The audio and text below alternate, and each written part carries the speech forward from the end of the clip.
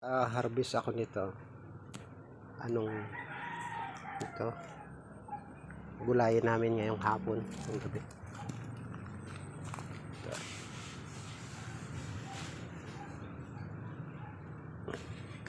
Ang tawag sa inyo nito? Itong prutas na itong ano na ito? Naghahanap pa ako. Konti lang ang bunga.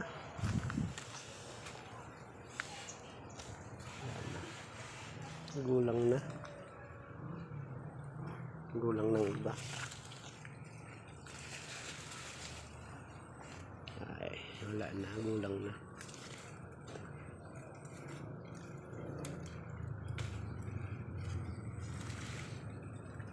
Ay,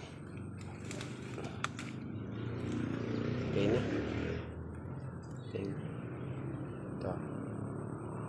Anong tawag sa inyo nito? Ang gulay na to?